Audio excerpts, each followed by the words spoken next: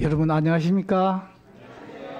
예, 쌓인 눈길을 헤치고 주님의 존전으로 올라오신 여러분들을 진심으로 환영합니다.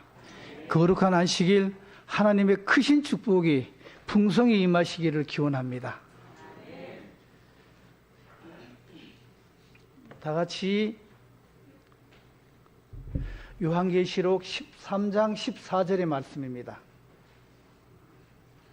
같이서 봉독하도록 하겠습니다. 짐승 앞에서 시작. 짐승 앞에서 하나님과 이적을 행함으로 땅에 거하는 자들을 미혹하며 땅에 자들의 팔에 상하였다가 살아난 짐승을 위하여 우상을 만들라 하더라. 오늘 저는 이 말씀을 본문으로 요한계시록에 나타나는 여러 가지 중요한 주제들 중에서 짐승의 우상이라는 제목을 가지고 피차간의 말씀의 은혜를 나누고자 합니다. 자, 여러분 제가 한번 여쭤보겠습니다. 짐승의 표란 말과 짐승의 우상이란 말을 들어보셨을까요? 예, 대답은 안 하시지만은 거의가 다 들어보셨을 것으로 생각이 됩니다. 그런데 막상 짐승의 표가 뭐고 짐승의 우상이 뭡니까? 이렇게 묻는다면 대답하기가 쉽지 않습니다. 자, 그래서 오늘 요한계시록 13장에 나오는 이 짐승들의 실체를 알아보고 그 중에서 첫 번째 짐승은 누구이며 어떻게 일어났으며 어떤 일을 하고 우리가 어떻게 대처해야 될지 살펴보고자 합니다. 자, 여러분 주제가 어렵게 생각이 되십니까? 예, 아무 말씀도 안 하시는 거 보니까 어려운 것 같습니다. 제가 이 말씀을 준비하고 있는데 그 서재에 우리 집사람이 언젠가 슬쩍 갔다 오다면 제목을 봤나 봐요.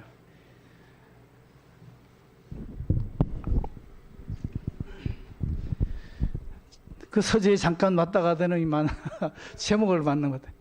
아니 이렇게 어려운 거 가지고 하나? 어렵습니다. 이 요한계시록의 말씀은 정말 어렵습니다. 그러나 오늘 제 모습이 아니라 성령 하나님께서 저와 여러분들을 주장해 주시고 가르쳐 주시고 말씀해 주실 것이라고 확신합니다. 그래서 하나님의 계명을 지키고 예수의 증거를 지닌 마지막 남은 백성으로서 도리와 책임과 사명을 잘 감당하게 되는 저와 여러분들이 되시기를 간절히 바랍니다.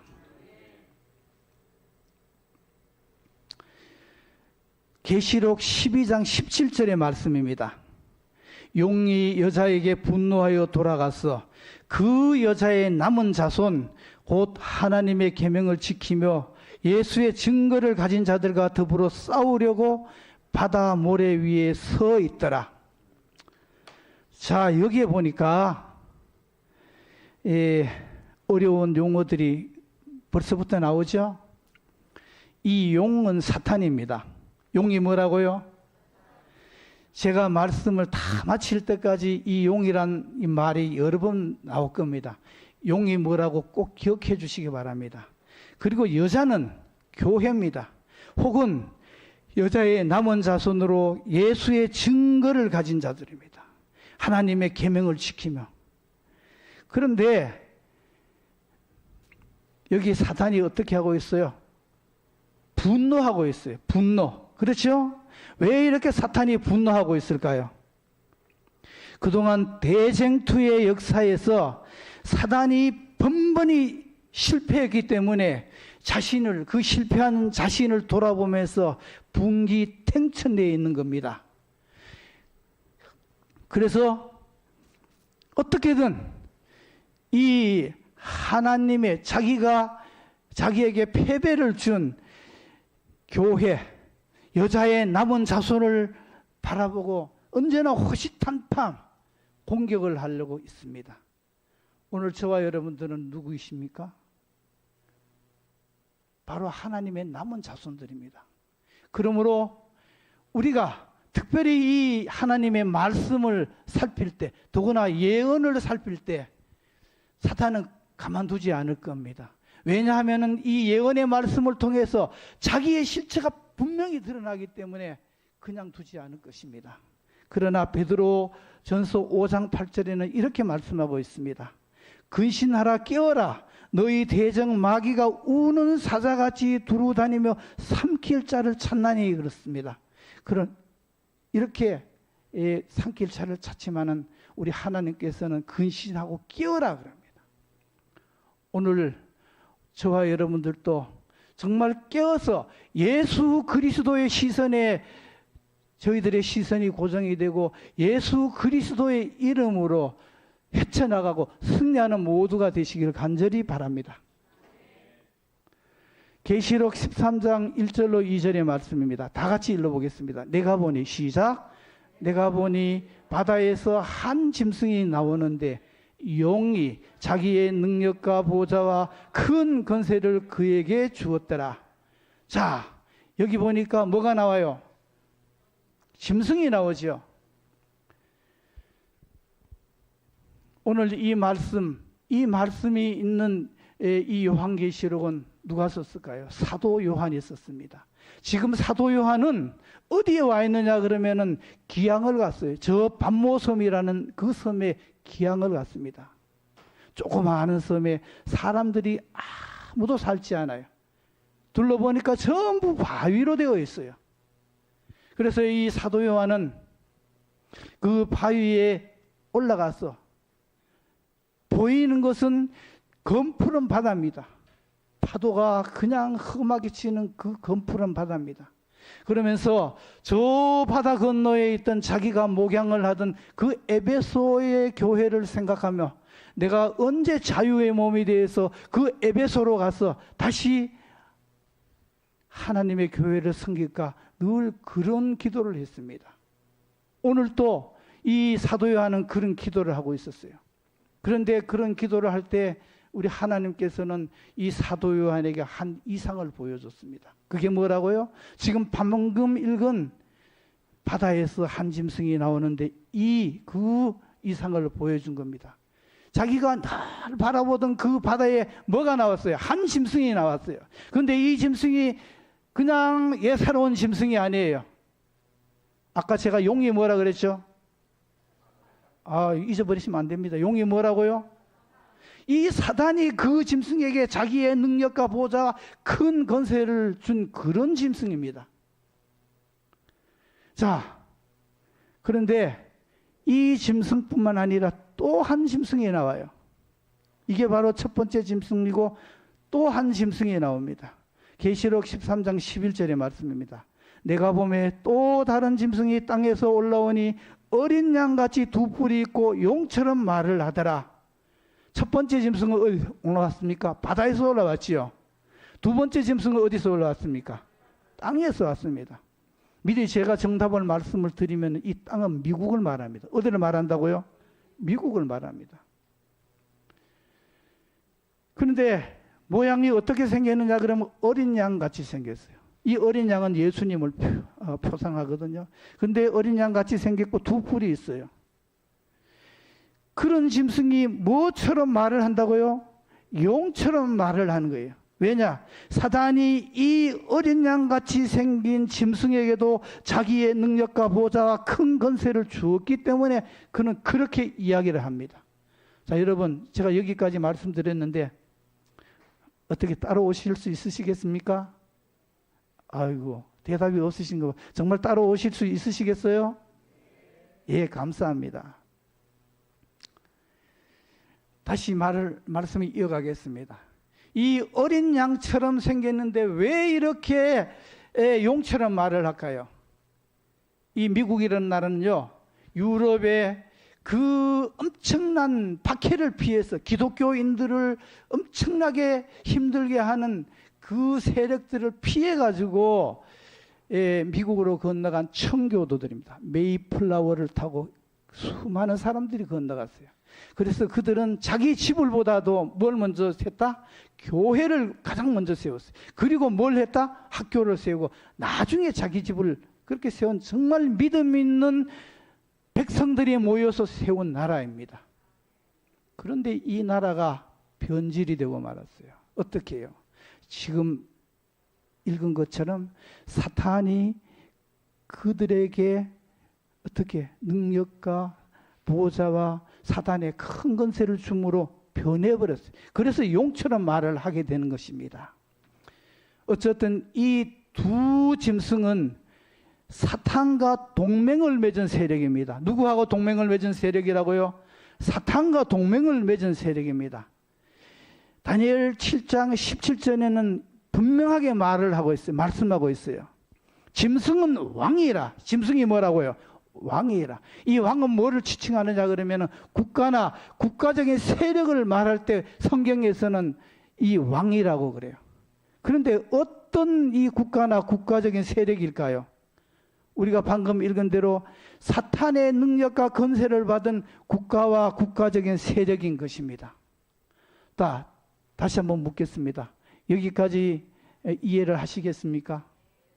감사합니다. 자, 그렇다면 이제 좀 더 자세하게 첫 번째 짐승에 대해서 우리가 알아보겠습니다. 계시록 13장 1절로 2절의 말씀입니다. 내가 보니 바다에서 한 짐승이 나오는데 여기는 읽는 겁니다. 이제부터입니다.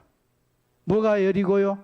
뿔이 열이고 머리는 7이며 표범과 비슷하고 그 발은 곰의 발 같고 그 입은 사자입 같은데 용이 자기의 능력과 보좌와 큰 권세를 그에게 주었더라 그래요. 여러분, 뿔이 여린 짐승이 본 적이 있으십니까? 머리가 7인 그렇다면 본 짐승이 있으십니까? 표범이고 몸은 발은 곰같이 생겼는데 그런 짐승, 또 사자 입같이 생겼고. 자, 그렇다면 이 짐승이 어떤 짐승일까요? 바로 요 짐승입니다. 이 부분에 대해서 다른 많은 개신교에서는 이런 그림을 제시하지만 우리 재림교회에서는 거의 이 지금 제가 보여드린 그림을 이렇게 이야기를 합니다. 이 그림을 가지고 대체로 이야기를 합니다. 자, 우리 본교 성경 주석에서는 너무나 자세하게 이 사진, 이 그림에 대해서, 이 짐승에 대해서 이야기를 하고 있어요. 이 짐승은 다니엘 7장에 나오는, 자, 어디에 나오는? 다니엘 7장에 나오는 4마리 짐승을 하나로 뭉쳐놓은, 다 같이 끝에 4글자, 시작! 예, 복합 짐승입니다. 그러면 도대체 다니엘 7장에 나오는, 여러분들이 다 다니엘서 공부를 했어요. 다 들으셨어요. 제가 이 말씀드리는 건 몇 번이나 들으셨을 겁니다. 다니엘 7장에 나오는 이 4마리 짐승이 뭘까요? 바로 요 짐승입니다. 사자고 곰이고 표범이고 뭐라고 말할 수 없는 이상한 짐승이에요. 그래서 흔히 사람들이 이 짐승을 그냥 괴물이라 그래요. 괴물. 자, 이 4마리의 짐승의 머리를 한번 사려보세요. 사자 하나, 곰 하나, 표범 넷, 괴물 하나 다 합하면 뭐예요? 아까 본 복합 짐승의 머리가 몇이라고요? 7이라고 그랬죠. 바로 여기서 나온 겁니다. 그런데 우리가 이 넷째 짐승 괴물을 특별하게 유의해서 봐야 돼요.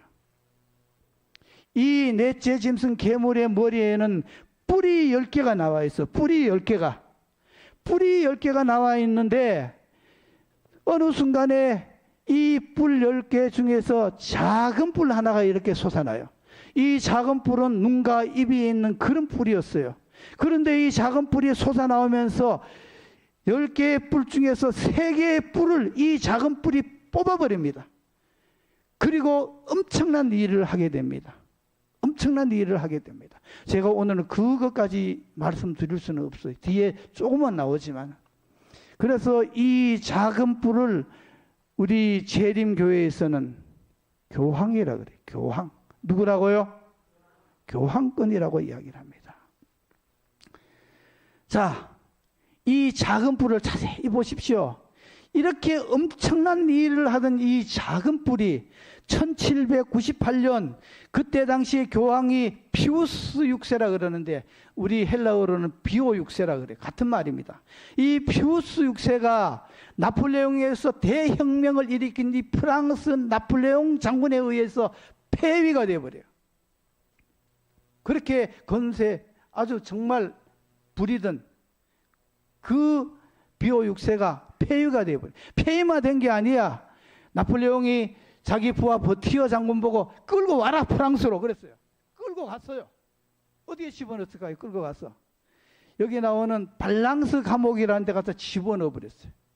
그래서 그 건세 등등하던 이 비오 6세가 발랑스 감옥에서 정말 비참하게 죽게 됩니다. 그래서 보면은 여러분 눈을 크게 뜨고 한번 보십시오. 중요한 우리가 공부를 하고 있어요.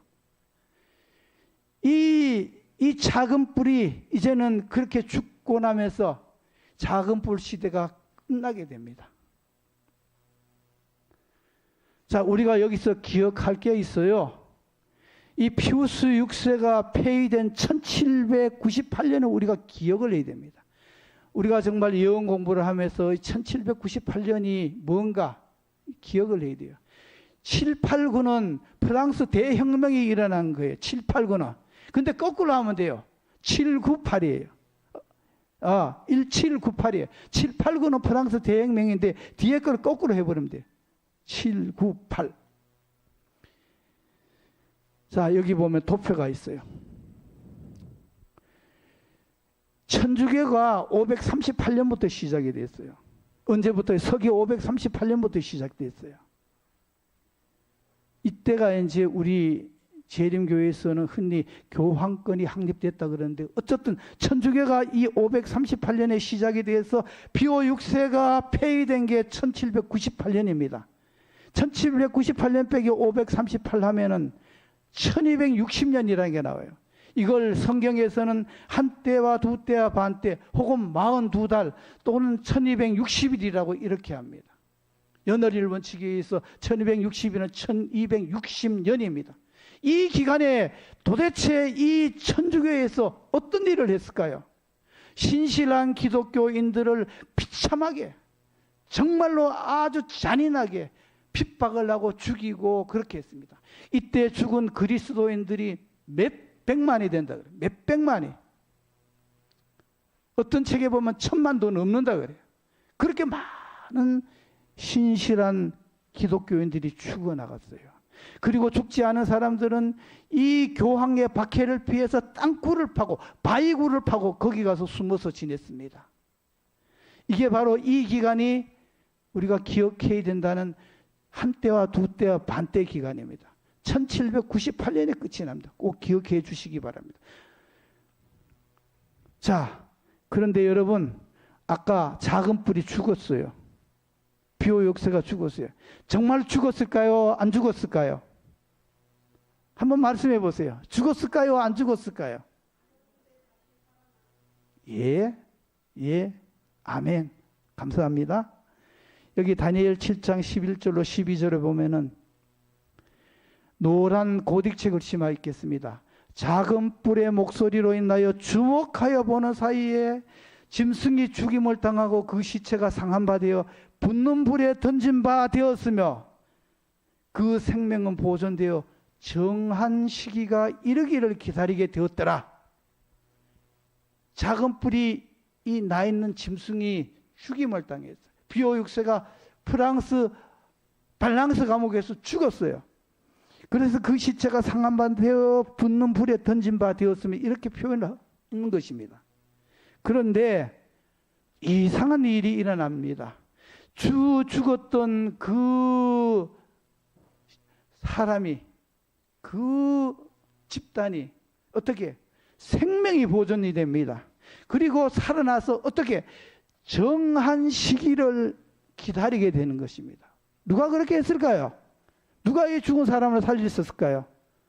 사탄이 그렇게 한 겁니다. 사탄이. 자, 그 이야기는 잠시 여기서 멈추고 조금 뒤에 다시 이어가도록 하겠습니다. 아까 제가 말씀드린 대로 작은 뿔이 왜 복합 짐승의 모습을 하고 있을까요? 여러분, 한 나라가 망하면 그 다음 나라는 그 앞에 나라의 흔적을 가지고 있어요. 또 그 다음에 나라가 망하고 다시 세워지는 나라는 앞에 두 나라의 흔적을 가지고 있어요. 우리가 일제 36년 동안 지배를 받으면서 학교에 다니지 않는 사람들도 그 일제의 흔적을 가지고 있어요. 지금도 보면은 그때 당시에 정말 학교를 안 다니셨던 분이지만은 예를 든다면은 노동한다 그러면 노동 일을 하러 간다 안 그러고 뭐라 그래요? 노가다 하러 간다 그래요. 저희가 학교 다닐 때 도시락을 가지고 다니는데 뺀또라 그랬어요. 뺀또. 아마 다 그랬을 겁니다. 그게 바로 일제의 흔적입니다.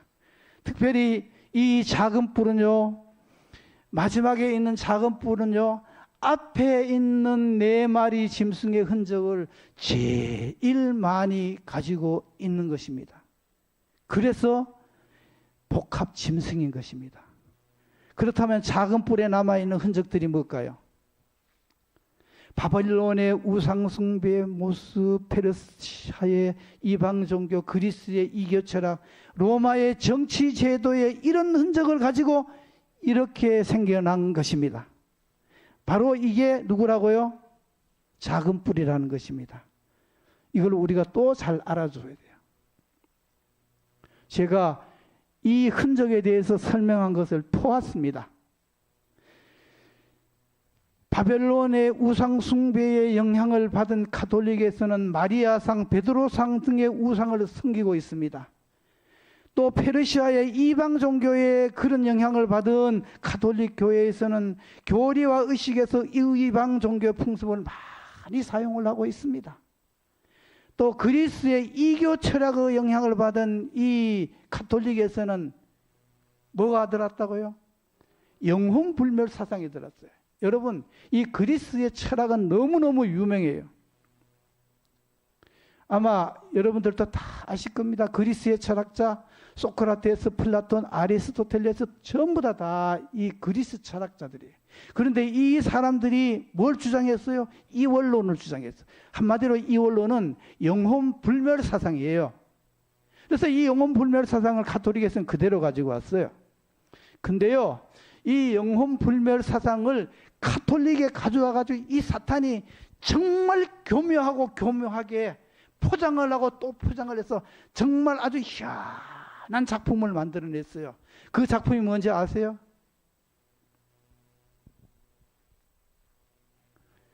예? 아니에요. 불이 하늘에서 내려오고 또 죽은 이방 신들을 불러오고 병을 고치고 뭐예요? 강신수를 가져왔어요. 이 강신수를 만들어냈어요. 다음 로마의 정치 제도를 로마의 영향을 받아서 이 가톨릭에서는 그 로마에서 사용하는 정치 제도, 정치 조직이 정말 아주 이 로마에는 정치 조직이 여러분들 책 서적들을 읽어보세요. 이 로마의 유명한 정치 조직이 아주 피라미드식으로 정확하게 되어 있어요. 그게 가톨릭에 그대로 들어왔어요. 정말 아주 이 가톨릭은 무서워요. 조직이 얼마나 무서운지. 그게 어디서 왔느냐 그러면 바로 이 로마에서 왔어요. 자, 이제 아까 잠깐 끊는다 그랬어요. 다시 이어가겠습니다. 그 작은 뿔이 죽었어요. 죽었던 게 언제 다시 상처가 낫게 되었을까요? 먼저 이 말씀 묻기 전에 지금까지 여러분들 잘 이해를 하시겠습니까? 정말 이해를 하시겠습니까? 아, 이제 점점 갈수록 대답이 약해지는 것 같습니다. 우리 학생들 이해를 하겠어요? 아, 예, 감사합니다. 자, 언제 그러면 작은 뿔이 죽었다가 상처가 낫게 될까요? 비오 6세가 죽임을 당했어요. 비오 6세가. 그 비오 6세가 죽은 지 약 300년이 지난 1929년 2월 11일. 그때는 교황이 비오 11세였어요. 이 교황 비오 11세와 이탈리아의 수상이었던 무솔리니와 아주 은밀하고 중요한 조약을 맺습니다. 너무 중요한 조약을 맺었어요. 그 조약의 내용이 뭐냐 그러면은 이탈리아에서 점령하고 있던 바티칸을 아무런 조건 없이 교황에게 그 점령하고 있던 바티칸을 교황에게 넘겨주면서, 넘겨주는 것만도 고마운데 어떻게 그 바티칸을 독립 주권 국가로 인정을 해준 겁니다.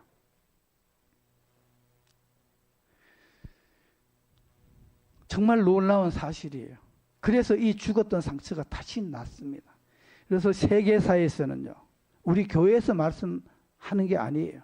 세계사에서는요, 이 무솔리니와 피오 6세와 맺은 조약의 이름을 라테란 조약이라, 한번 따라서 할까요? 라테란 조약. 시작. 예, 라테란 조약이라 그래요. 근데 왜 무솔리니가 이렇게 이런 큰 이 선물을 줬을까요? 잘 아시는 대로 무솔리니는 제1차 세계대전과 제2차 세계대전을 일으킨 원흉이에요. 힘이 필요했어요. 그래서 그 힘을 누구한테 얻고자? 교황한테 얻고자 이 교황에게 아주 큰 인센티브를 베풀었던 것입니다. 그래서 이 교황은요, 지금 죽었던 상처가 났고 현재 세계의 평화의 사도로 자처하면서 이렇게 활동을 하고 있는 것입니다. 이게 바로 무솔리니가 그 비오 6세에게 주었던 그 일부의 그 구역을 한번 보겠는데요. 이 노랗게 이 고동색으로 이렇게 해놨는 게 이게 로마시예요. 로마시 전체입니다. 그런데 이 로마시의 한쪽 구덩이에, 여보세요. 네모로 된 이 박스에, 이게 바로 바티칸시예요. 바티칸시. 이걸 갖다가 주권 국가로 인정을 했는데 땅이 어만큼 클까요? 땅이요 0.4헥타르인데 경복궁의 1.3배예요. 여러분 경복궁 가보셨죠? 1시간이면 다 돌아다녀요. 여기도 그래요. 그리고 독도의 2.3배밖에 안 돼요. 아주 적은 땅입니다. 근데 이게 뭐라고요? 주권 국가라고요. 주권 국가. 그런데 무슨 공화국이라 하지 않고 너무 작기 때문에 시국이라고 그래요. 바티칸 공화국이 아니라 바티칸 시국이라고 이렇게 하는 겁니다. 이 작은 나라에는요, 인구가 1000명도 안 됩니다. 성직자들과 또 사물을 보는 사람들 뭐 등등으로 해서 1000명이 안 돼요. 근데 이 1000명이 안 되는 이 자그마한 도시에 많은 세계의 국가에서 외교관을 파송을 해서 외교 공간을 입주시켰어요. 수많은 외교 공간이 여기 들어와 있어요. 교황하고 이 외교 관계를 맺은 나라들이 엄청 많습니다. 자, 보십시오. 계시록 13장 3절에 어떻게 말씀하고 있는지 다 같이 읽겠습니다. 그의 머리 하나가, 시작. 그의 머리 하나가 상하여 죽게 된 것 같더니 그 죽게 되었던 상처가 나음에 온 땅이 이상히 여겨 짐승을 따르고, 이 짐승은 누구라고요? 교황입니다. 누구라고요? 용은 누구라 그랬어요? 사탄입니다. 온 땅이, 세계의 많은 나라들이 이 조그마한 바티칸에 외교 공간을 설립을 했어요. 어떻게든 이 교황과 손을 잡고자 그래요. 이 교황은요, 그냥 조그마한 나라지만은 세계의 모든 경제권을 가지고 있어요. 전 세계의 가톨릭 인구가, 여러분 놀라지 마십시오. 얼마 같대요? 140억이라 그래요. 140억. 그리고요, 엄청난 재력을 가지고 있어요. 제수이트 교단이라고 있어요. 이 제수이트 교단은요, 문화예술 뭐 등등 뭐 경제, 금융 전부 다 장악을 하고 있는데 보기에는 좋은 일을 해요. 다니면서 봉사활동, 자선활동을 하는데 밑에는 시커멓습니다. 엄청나게 무서워요. 심지어 이 제수이트 이 교단의 영향을 받은 게, 제가 어떤 책을 읽다 깜짝 놀랐어요. 제가 그래서 사실은 그 이용을 잘 안 하려고 그랬는데, 그게 어디냐 그러면은 농협이라 그래요. 우리나라 농협도 제수이트 교단의 그 농민회 아시잖아요. 농민회. 제수이트 교단의 영향을 받았다는 책을 보고 제가 너무 깜짝 놀라서 제가 농협에, 그 이후로는 농협에 이 거래를 안 합니다. 엄청난 재력을 가지고 있어요. 재력. 그러니까 많은 나라들이 이 교황하고 손을 잡기 위해서 이렇게 안달을 복구를 하고 있는 것입니다. 여러분, 예언이 정확합니까? 정말 예언이 정확합니까? 예언을 믿으시겠습니까? 예, 여러분 예언을 믿으시기 바랍니다. 계시록 13장 2절로 4절의 말씀입니다. 4절을 읽겠습니다. 용이 시작. 용이 짐승에게 권세를 주므로 용에게 경배하며 짐승에게 경배하여 가로되 누가 이 짐승과 같으뇨 누가 능히 이로 더불어 싸우리요 하더라. 제가 용과 짐승에 대해서 말씀을 드려서 훨씬 이해하기 쉬울 거라고 생각이 됩니다. 여기 보십시오. 누가 이 짐승과 같으뇨 누가 능히 이로 더불어 싸우리요 하더라. 다시 말해서 누가 감히 이 마지막 시대에 사탄의 그 능력을 입은 교황을 대적하고 싸워서 이기겠느냐. 엄청난 경제적인 힘도 있다 그랬어요. 여러분, 사탄은요 지금도 어떤 사람을 죽일 수도 있고 살릴 수도 있어요. 어떤 사람을 크게 부자로 만들 수도 있고 가난하게도 만들 수 있어요. 이 교황이 이런 사탄의 엄청난 그러한 능력과 권세를 받았어요. 누가 감히 이 교황을 대적하고 싸워서 이기겠는가? 이렇게 사도 요한은 미리 그 밤모섬에서 이러한 계시를 보았던 것입니다. 또 어떻게 말씀하고 있냐 그러면은 계시록 13장 7절로 8절의 말씀, 8절을 보겠습니다. 죽임을 당한 시작. 죽임을 당한 어린 양의 생명책에 창세 이후로 농명되지 못하고 이 땅에 사는 자들은 다 짐승에게 경배하리라. 다 이 땅에 사는 사람들이 어떻게 한다고요? 이 짐승에게, 교황에게 경배하리라 그랬어요. 많은 사람들이 다 이 짐승에게 경배하게 되지만 여러분들 꼭 기억하셔야 할 것이 있어요. 그게 뭐냐 하면은 어린 양의 생명책에 그 이름이 기록된 자들은 결코 짐승이 다스리지 못한다는 사실을 기억해야 할 것입니다. 오늘 여기에 있는 저와 여러분들도 그 이름이 저 어린 양의 생명책에 기록되는 삶을 살아가게 되시기를 간절히 소망합니다. 이렇게 해서 결국 마지막 시대에는 모든 사람은 다 두 계명을 지키게 되어 있어요. 그 계명의 첫 번째는 하나님의 십계명입니다. 또 하나는 천주교의 십계명입니다. 하나님의 십계명은 생명책에 농명된 자들이 지키는 계명이고, 또 천주교 십계명은 짐승을 숭배하는, 교황을 숭배하고 교황의 권위에 굴복하고 교황에 순종하는 그러한 세력들이 지키는 게 천주교 십계명이에요. 그래서 하나님의 십계명을 지키는 사람들은 안식일을 지키게 됩니다. 천주교 십계명을 지키는 자들은 주일을 지키게 됩니다. 이렇게 안식일을 지키느냐 주일을 지키느냐의 이 문제는 정말 중요하고 중요한 대쟁투의 이슈가 될 것입니다. 왜냐하면 대쟁투에서 마지막 선택의 길은 누구를 경배하느냐에 따라 달려있기 때문에 그렇습니다. 사도 요한이 또 한 이상을 본 걸 말씀을 하고 있어요. 요한계시록 11장 19절의 말씀입니다. 하늘에 있는 하나님의 성전이 열리니, 이게 지금 사도 요한이 보고 있는 거예요. 이상 중에 보고 있는 그런 모습입니다. 하늘에 있는 하나님의 성전이 열리니 성전 안에 뭐가 보이고요? 하나님의 언약궤가 보이며 또 번개와 음성들과 내성과 지진과 큰 우박이 있더라. 이런 모습을 사도 요한이 이상으로 봤습니다. 여러분, 이 사도 요한이 본 이 이상의 내용이 무엇일까요?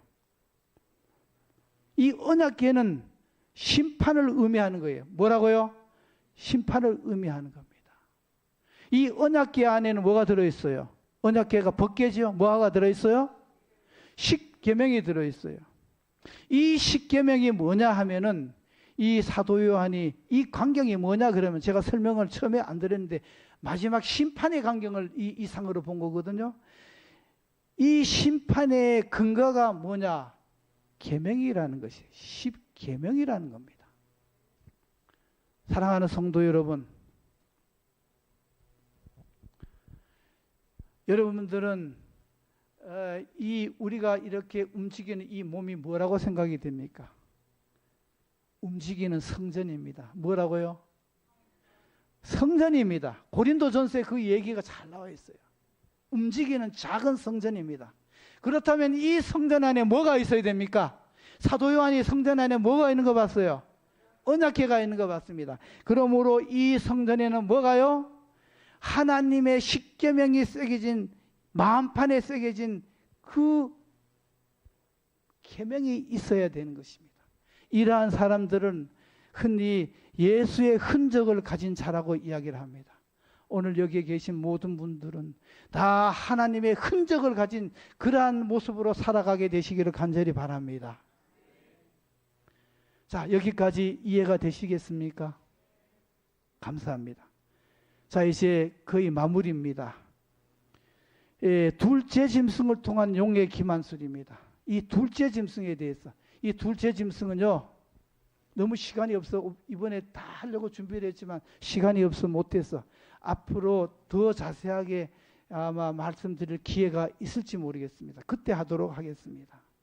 어쨌든 만나보도록 하겠습니다. 둘째 짐승을 통한 용의 사탄의 기만 전술입니다. 계시록 13장 15절에 저가 건세를 받아 그 짐승의 우상에게 생기를 주어 그 짐승의 우상으로 말하게 하고 또 짐승의 우상에게 경배하지 아니하는 자는 맺히든 다 죽이게 하더라, 이렇게 말씀하고 있습니다. 사도 요한이 본 이상입니다. 모두가 이 저가 누구냐 그러면은 사도 요한이 아니고 저가 둘째 짐승이에요. 둘째 짐승, 미국입니다. 미국이 사탄으로부터 권세를 받아 짐승의 우상, 바로 이 짐승의 우상, 오늘 이 주제가 여기 있어요. 짐승의 우상. 이 짐승의 우상은 뭐예요? 교황을 말하는 거예요. 교황을 숭배하는 것을 말합니다. 짐승의 우상에게, 교황에게 생기를 주어, 생기를 준다는 것은 이 교황에게 누가? 미국이 힘을 실어주는 걸 말해요. 생기를 주어 우상으로, 짐승의 우상으로 말하게 하고 짐승의 우상에게, 여기서 중요해요. 경배하지 아니하는 자는 맺히든 수만 명이든 수천 명이든 다 죽이게 하더라, 이렇게 요한은 계시를 하고 있는 것입니다. 설명을 하면은 국가적 정치력과 이 국가의 정치력은 바로 둘째 짐승인 미국입니다. 이 미국과 타락한 개신교, 미국은 원래 청교도들이 세운 거예요. 그런데 많이 변질됐어요. 그 변질된 기독교 개신교들과 힘을 합해서 짐승의 우상을 세운다는 것입니다. 다시 말해서 이렇게 되면은 딱 잘라 이제 말씀을 드리면 국가 주도의 종교법이 개정이 되고 1호 휴업령이 반포가 된다는 것입니다. 이 1호 휴업령이 반포가 되면 어떻게 돼요? 짐승을 경배하지 않은 자는 위에서 했잖아요. 맺히든 다 죽이게 하고 핍박을 하고 중세 1260년 동안 그 교황이 행했던 행사를 다시 지금 이 시대에 똑같이 반복을 한다는 겁니다. 그리고 심지어는 어떻게 해요? 매매를 못하게 한다. 생활을 할 수 없게 한다고 이렇게 예언을 하고 있습니다. 그런데 여러분, 아까도 저희가 봤지만은 끝까지 믿음을 지킨 어린 양의 생명책에 그 이름이 기록된 자는 어떻게 한다고요?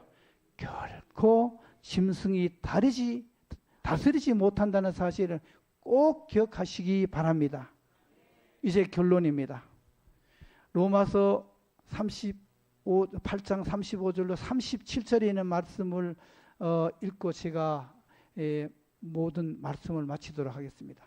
누가 그리스도의 사랑에서 끊으리요 환난이나 공고나 핍박이나 기근이나 적신이나 위험이 칼이라. 그러나 이 모든 일에 우리를 사랑하시는 이로 말미암아 우리가 어떻게 해요? 넉넉히 이기느니라고 말씀하고 있습니다. 사랑하는 성도 여러분, 우리가 끝까지 믿음을 지켜서 또 예수 그리스도를 우리가 정말 바라보고 그의 시선에 저희의 시선이 고정이 되어서 언제나 예수 그리스도 이름으로 승리하는 삶을 살아가시는 저와 여러분들이 되시기를 간절히 바라면서 말씀을 마치겠습니다.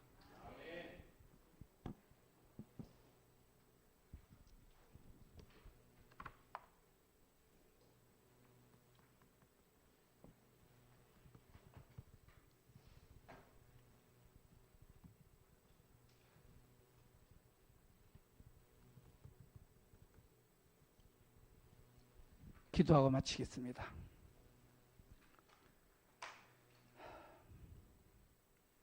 하늘에 계신 아버지, 오늘도 저희에게 말씀해 주셔서 감사합니다. 참으로 저희가 지금 마지막 종말 시대에 우리가 어찌해야 될지 모르는 그러한 세상에 지금 살아가고 있습니다. 아버지, 언제나 저희 시선이 우리 주님을 바라보고 말씀을 믿고 순종하며 참으로 믿음 안에 온전한 삶을 살아가는 모두가 되게 도와주시옵소서. 예수님 이름으로 간절히 기도 올리옵나이다. 아멘.